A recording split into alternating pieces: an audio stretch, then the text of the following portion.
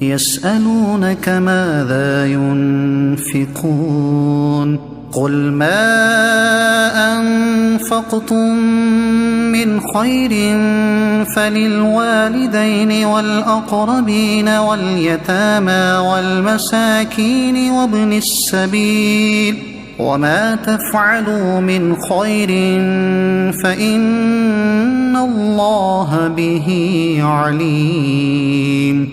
ترجمہ: آپ سے سوال کرتے ہیں کیا خرچ کریں؟ تم فرماؤ جو کچھ مال نیکی میں خرچ کرو تو وہ ماں باپ اور قریب کے رشتہ داروں اور یتیموں اور محتاجوں اور مسافر کے لیے ہے، اور تم جو بھلائی کرو بے شک اللہ اسے جانتا ہے۔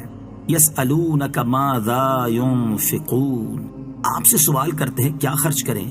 تفسیر صراط الجنان میں ہے یہ آیت حضرت عمر بن جموح رضی اللہ تعالیٰ عنہ کے جواب میں نازل ہوئی، جو بوڑھے شخص تھے اور بڑے مالدار تھے۔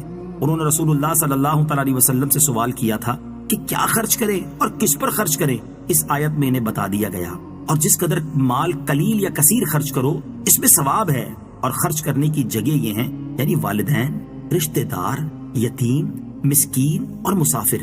یہاں دو مسائل ذہن نشین رکھیں۔ نمبر 1، اس آیت میں صدقہ نافلہ کا بیان ہے۔ نمبر 2، ماں باپ کو زکوٰۃ اور صدقات واجبہ دینا جائز نہیں۔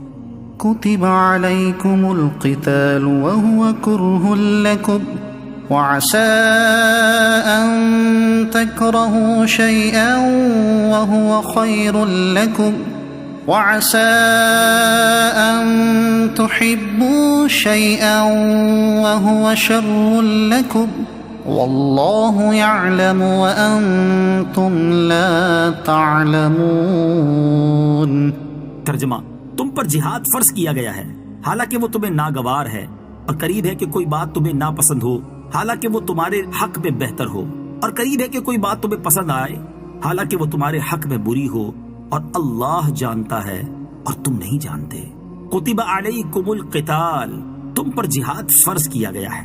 تفسیر صراط الجنان میں ہے جہاد فرض ہے جب اس کے شرائط پائے جائیں، اور اگر کافر مسلمانوں کے ملک پر حملہ کر دیں تو جہاد فرض عین ہو جاتا ہے، ورنہ فرض کفایہ۔ فرمایا گیا کہ تم پر جہاد فرض کیا گیا اگرچہ یہ تمہیں طبعی اعتبار سے ناگوار ہے اور تمہارے اوپر شاق ہے، لیکن تمہیں طبعی طور پر کوئی چیز ناگوار ہونا اس بات کی علامت نہیں کہ وہ چیز ناپسندیدہ اور نقصان دہ ہے۔ جیسے کڑوی دوائی، انجیکشن اور آپریشن طبعی طور پر ناپسند ہوتے ہیں لیکن نقصان دہ نہیں بلکہ نہایت فائدہ مند ہیں، یوں ہی کسی چیز کا تمہیں پسند ہونا اس بات کی دلیل نہیں کہ وہ اچھی اور مفید ہے۔